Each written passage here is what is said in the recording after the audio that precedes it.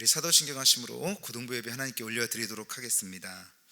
나는 전능하신 아버지 하나님 천지의 창조주를 믿습니다.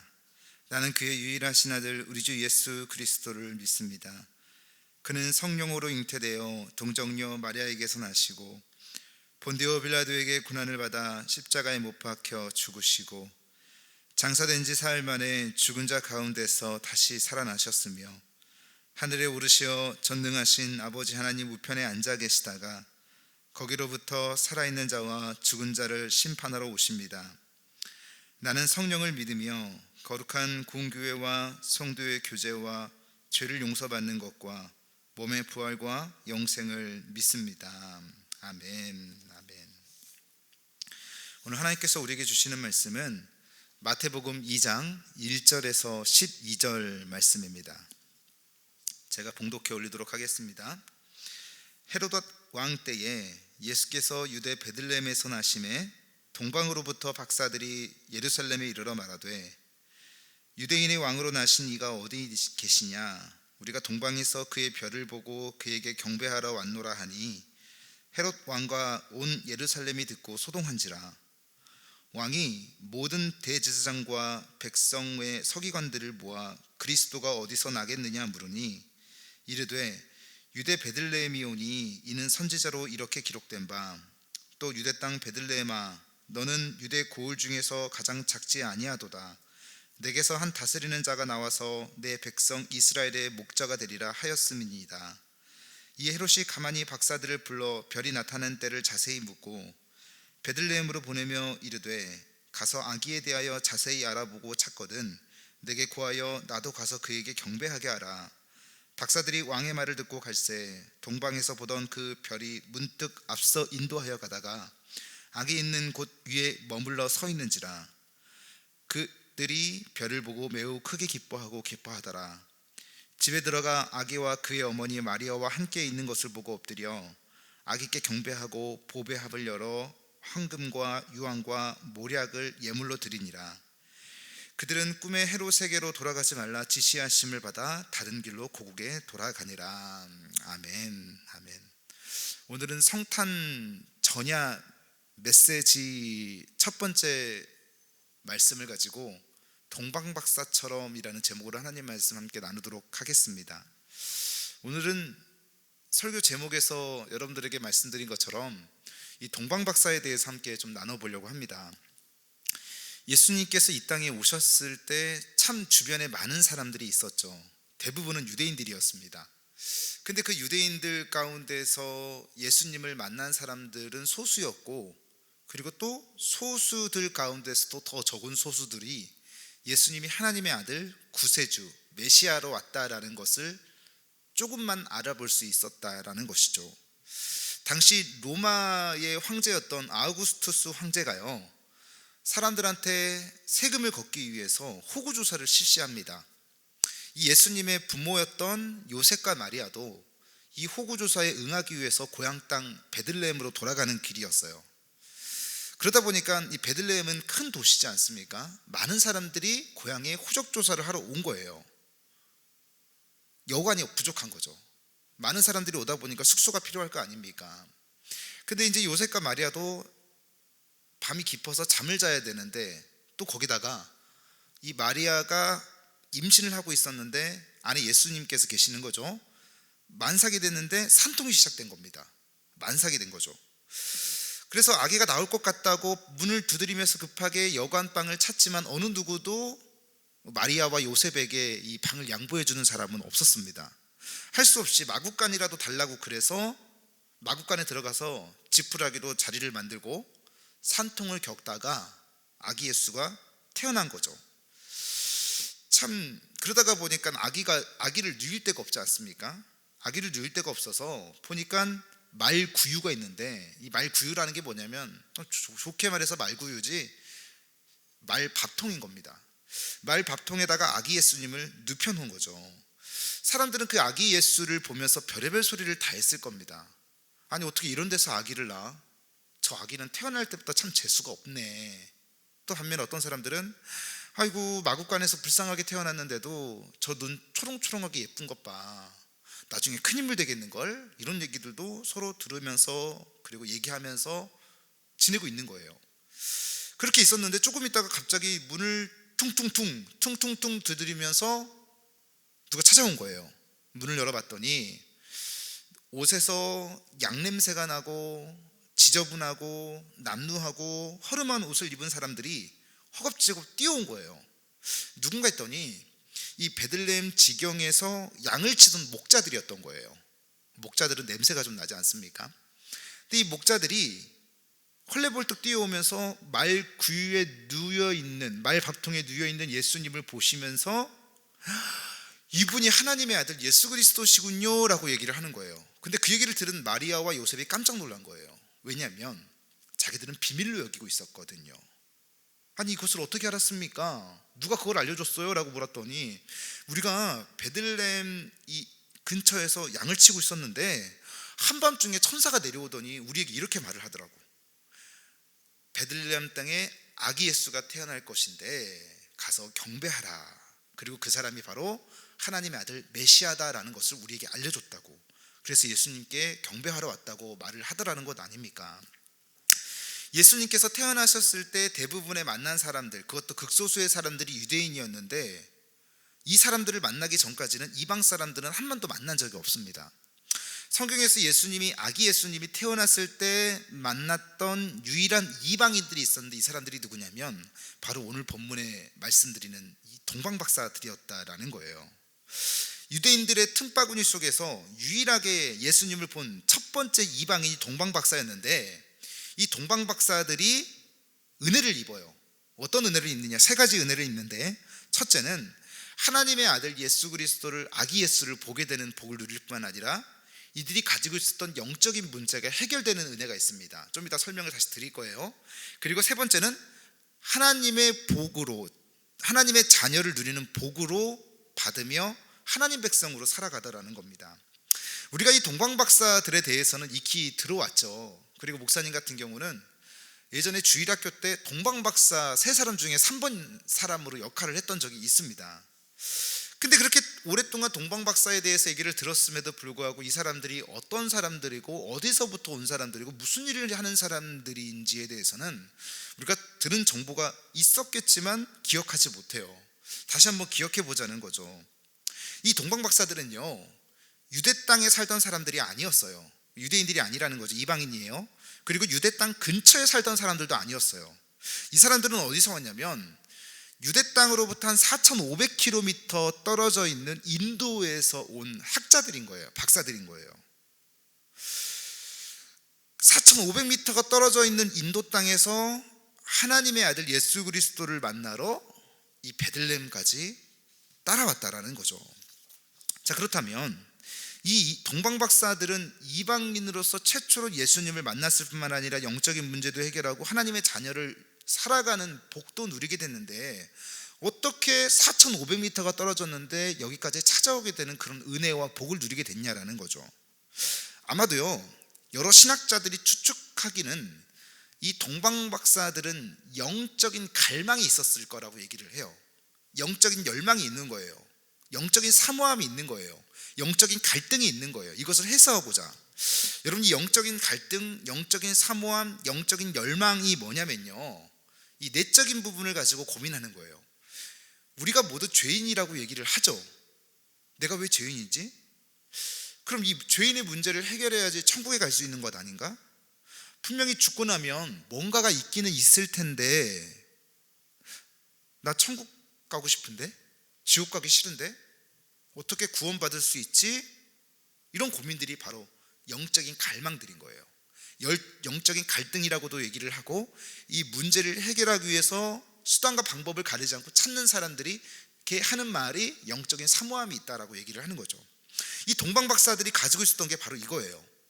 영적인 문제가 있어서 자신들이 가지고 있는 모든 종교들이라든지 문화들을 다 답습하고 찾아봤던, 책을 봤던 박사들이었지만 이 문제를 해결하지 못하는 것 아닙니까? 그런데 그 별을 하나 따라와서 별이 멈춰선 곳에 찾아왔더니 이들이 하나님의 자녀라고 하는 복을 누릴 뿐만 아니라 이들이 가지고 있었던 영적인 문제도 단번에 해결이 돼버리더라고 말씀하고 있는 거예요. 성경 곳곳에서도요, 시간 문제로 여러분들에게 설명해 드리지는 않겠지만 곳곳에 동방박사들처럼 영적인 갈등이 있는 사람들이 자주 등장을 합니다. 나 이 문제 해결하고 싶다고, 구원의 문제 해결하고 싶다고. 근데 이렇게 구원의 문제를 해결하고 싶어하는 영적인 사모함들이 있는 사람들에게는요, 꼭 예수님께서, 하나님께서 그 사람을 찾아가셔서 영적인 문제를 해결받게 하시더라는 거죠. 근데 반면에 이 영적인 사모함들이 없는 사람들, 아유, 구원받는 게 뭐가 중요해, 나만 죄 짓나? 다 죄 짓고 살지, 천국과 지옥이 있어도 지금 내겐 별로 중요하지 않아, 나 지금 바빠서 밥 벌어먹고 사는 것도 바쁘거든, 이렇게 생각하는 사람들은요, 구원받지 못하더라는 겁니다, 성경에서요.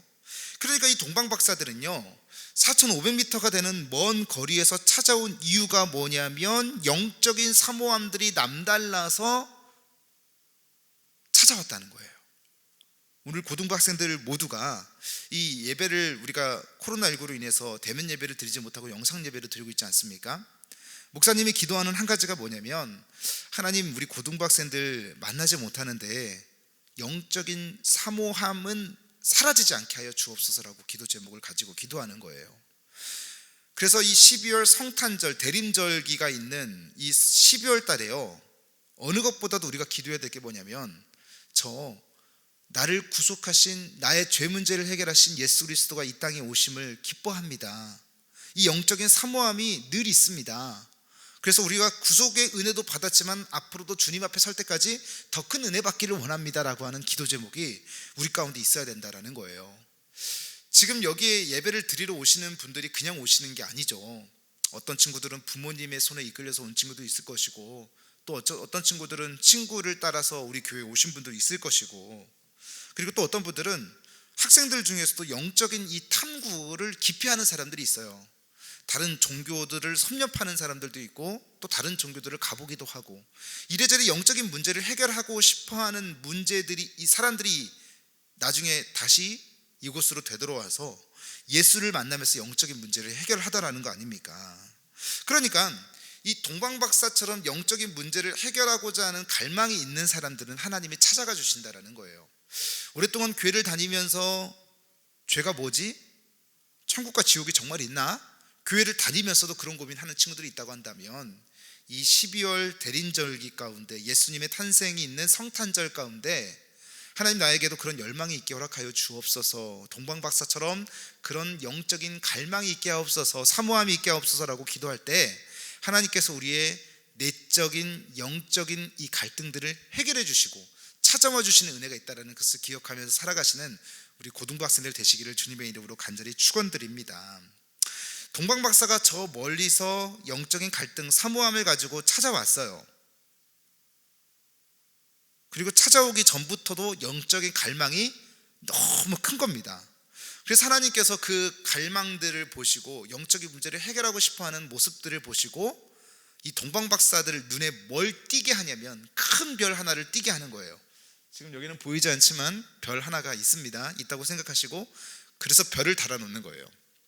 큰 별을 하나 띄워놓는데, 어떤 사람들은 그 별을 보면서, 이야, 저렇게 별이 반짝이지, 왜? 큰 별 하나가 떠있네, 무슨 일이 나려고 그러나? 이러고 그냥 지나가 버리는 사람도 있는 반면에, 이 동방박사 세 사람들은요, 저 별을 보니까 뭔가 우리의 영적인 문제를 해결해 줄 수 있을 것 같다라고 생각을 하면서 그 별을 일어나서 따라가더라는 것 아닙니까? 저 별 참 신기하다, 우리의 영적인 문제를 해결해 줄 것 같네 라고 하면서 일어나서 따라가는 적극적인 마음이 그들에게 있었다라는 거예요.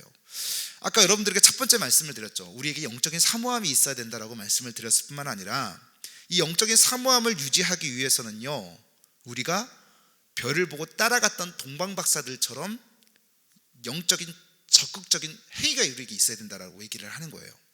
목사님이, 야, 우리 성경 공부하자라고 이렇게 하면 성경 공부를 하려고 모이셔야 되는 거예요. 우리가 예배 드립시다라고 얘기를 하면 예배를 드려야 되는 거예요. 지금 코로나19로 인해서 우리가 대면 예배나 성경 공부를 지금 못하고 있지 않습니까?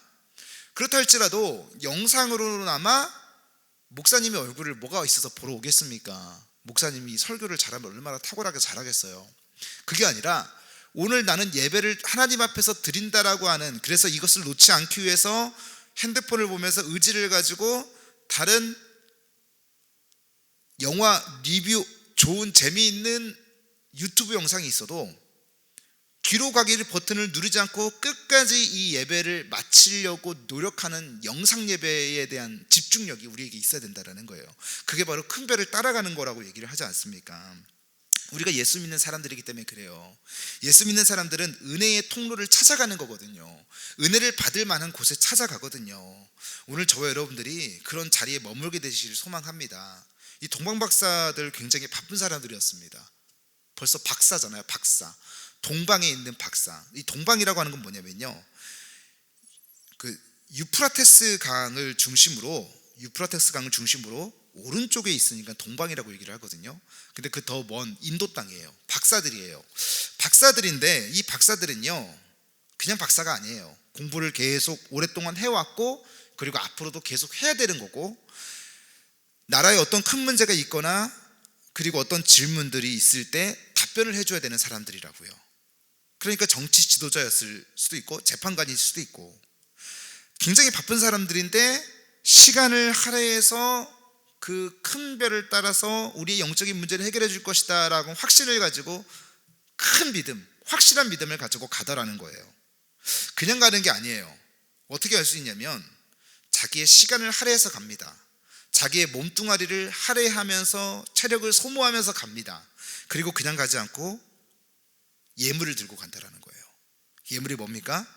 황금, 유향, 모략, 이 세 가지 가장 귀한 것들을 가지고 그 예수 그리스도가 나신, 메시아가 나신 곳을 향해서 찾아가서 드리기 위해서 가져왔다라는 거예요.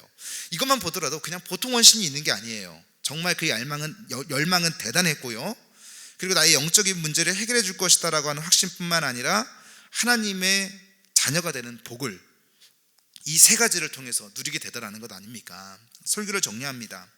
우리도 이 동방박사들처럼 이방인들이 영적인 사모함과 그리고 일어나서 따라가려고 하는 적극적인 예배의 자리를 성취하려고 하는 마음과, 그리고 그곳에는 영적인 문제를 해결받을 것이다 라고 하는 확실한 믿음을 가지고 갔더구만, 동방박사들이 그 문제를 해결하고 예수님을 볼 뿐만 아니라 하나님의 자녀가 됐던 것처럼 우리 고등부 학생들도 지금 코로나19로 인해서 대면 예배를 못 드리니까 그냥 뭐 어떻게 되겠지라고 생각하는 게 아니라 핸드폰을 찾아서 업로드가 되는 예배 영상을 볼 수 있는 것은 볼 수 있는 대로, 닥치는 대로 보시면서 우리의 영적인 그 갈등이라든지 사모함을 해결해 줄 수 있는 그런 자리에 서 계셔야 된다라는 겁니다. 오늘 고등부 학생들이 우리 그리고 선생님들을 비롯해서 이 영상 예배를 드리는 모든 분들에게도 이런 동방박사가 누렸던 은혜가 있게 되시길 주님의 이름으로 간절히 축복합니다. 성탄절과 대림절이 있는 12월입니다.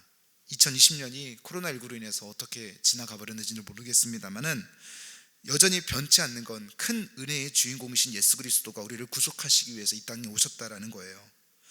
우리가 예수님을 믿게 됨으로 말미암아 죄 문제가 해결된 거예요. 천국이 있다라는 것을 알게 됐고요. 그리고 예수를 믿는 자들은 천국에 갈 수 있다라는 확신을 가지고 우리가 살아가면서 이 땅에 있으면서도 계속 더 큰 은혜를 누리는 사람들이라는 겁니다. 그 은혜를 사모하면서 우리가 12월 달 환경과 상황은 어렵지만 그 가운데서도 예수 그리스도로 인해서 기쁨을 누리고 또 그 기쁨을 사람들에게 나누는, 그리고 내 마음의 영적인 갈망과 은혜를 더 충족시키려고 하는 열심이 있는 저와 여러분 되시기를 주님의 이름으로 간절히 축원드립니다. 기도하겠습니다. 할렐루야. 사랑의 하나님 아버지, 은혜와 사랑 감사합니다. 코로나19로 인해서 다시 우리 고등부 예배가 영상으로 전환되었습니다. 하나님, 그래도 이 영상 예배를 통해서 하나님께서 기뻐 받으실 것이라고 확신하시고, 저 또한 하나님의 말씀을 학생들에게 더 쉽고 재미있게 가르치기 위해서 노력합니다. 저희들에게 은혜를 부어주시고 긍휼히 여겨주시고, 또 시험 기간으로 인해서 고생하고 있는 우리 학생들을 주님 위로하시고 찾아가 주시옵소서. 동방박사들처럼 영적인 사모함이 있게 허락하여 주시고, 큰 별을 보고 따라갔던 것처럼 적극적인 움직임과 또 예물을 들고 갔던 것처럼 확실한 믿음 가지고 살아가는, 그래서 하나님께서 찾아가 주시고 위로하여 주시는 복된 주의 자녀들, 존귀한 자녀들 다 될 수 있도록, 하나님의 복덩이들이 될 수 있도록 주님 축복하여 주옵소서. 모든 걸 주님께 맡기며 예수님의 이름으로 간절히 기도드렸습니다. 하늘에 계신 우리 아버지, 아버지의 이름을 거룩하게 하시며 아버지의 나라가 오게 하시며 아버지의 뜻이 하늘에서와 같이 땅에서도 이루어지게 하소서. 오늘 우리에게 일용할 양식을 주시고 우리가 우리에게 잘못한 사람을 용서하여 준 것 같이 우리 죄를 용서하여 주시고 우리를 시험에 빠지지 않게 하시고 악에서 구하소서. 나라와 권능과 영광이 영원히 아버지의 것입니다. 아멘. 아멘. 한 주간 평안하시고 3주 뒤에 대면 예배로, 그리고 그 전에는 영상 예배로 꼭 클릭하셔서 끝까지 함께 예배 드리는 우리 고등부 되기를 소망합니다. 한 주간 평안하세요. 안녕.